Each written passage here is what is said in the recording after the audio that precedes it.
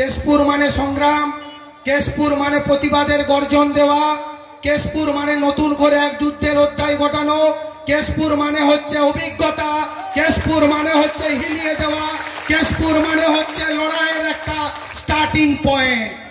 আমাদের অভিজ্ঞতা আরো অনেক কিছু হয়েছে। কেশপুরের অভিজ্ঞতা আমরা জানি, কেশপুরের বুথে কোনো মিছিল হলে সেই মিছিলটি মিনিমাম 200 থেকে 300 হয়। সেই অভিজ্ঞতা থেকে আমরা ভেবেছিলাম যে কেশপুরের স্ট্রাইক রেটটা নিয়মিত আমাদের যাতে ঠিক থাকে তার জন্য মিনিমাম 5000 ক্রস করতে হবে। তাই আমরা 5000 ক্রস করে আজকের মহামিছিলটি আমরা এই কেশপুরের মাটিতে, তারপরে বাস স্ট্যান্ডে শেষ করে আমরা এই সমাবেশটি করছি। রইল কথা কি? প্রতিবাদ, আরজি করের প্রতিবাদ আমি তুমি তো করবই।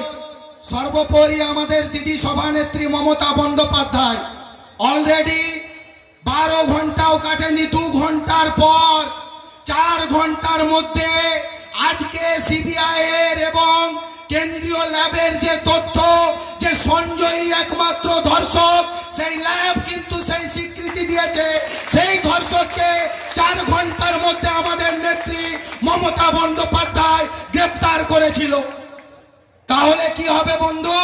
বাকি কাজটা এখনো আমি ধরে নিলাম বা আমার মন বলছে যে আরো আছে, আরো কেউ জড়িত আছে। তাহলে 3 দিন পর মহামান্য আদালতের নির্দেশ ক্রমে বন্ধু তৃণমূল কংগ্রেসের সরকার আর ইনকোয়ারি করছে না, করছে কে?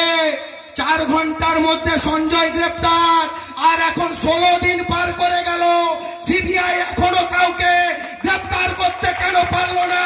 তার জন্য বাংলার মহিলা, কেশপুরের মহিলাদেরকে আমি আওয়াজ তুলতে বলছি। রইল কথা শৃঙ্খলা। আমরা শাখা সংগঠন একদম ছোট্ট পুত্র একটা লিডারশিপ দিচ্ছি, নেতৃত্ব দিচ্ছি।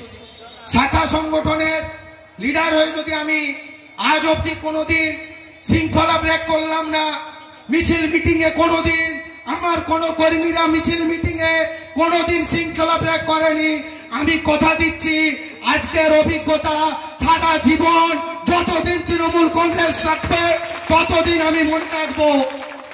আর বিশেষ কিছু বলার নেই। মমতা বন্দ্যোপাধ্যায় আপনাদের পাশে আছে, নিশ্চিন্তে থাকুন মায়েরা বোনেরা।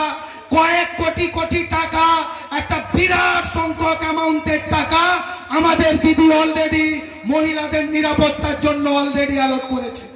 রইল আমাদের একটা বক্তব্য শুনে রাখুন। আরে বাবা, তোরা নবান্ন কেন খেচ্ছিস? 4 ঘন্টার মধ্যে তো সঞ্জয় গ্রেপ্তার হয়েছিল। তাহলে আমাদের একটাই সব, আরজি কর, আরজি কর। আর সিবিআই কেন দেরি করছো? তোমাদেরকে আমরা সিবিআই এর আমরা অফিস ঘেরাও করে আগামী দিনে দিদি যদি আমাদেরকে নির্দেশ দেয় বাংলার যে সিবিআই এর হেডকোয়ার্টার আছে সেটাকে ঘেরাও করে আরজি করার জন্য, আওয়াজ তোলার জন্য কেশপুর থেকে আমরা লক্ষ লক্ষ হাজার হাজার মানুষ নিয়ে গিয়ে সেই সিবিআই এর আমাদের লিডারশিপের নেতৃত্বর সম্মান রাখবো।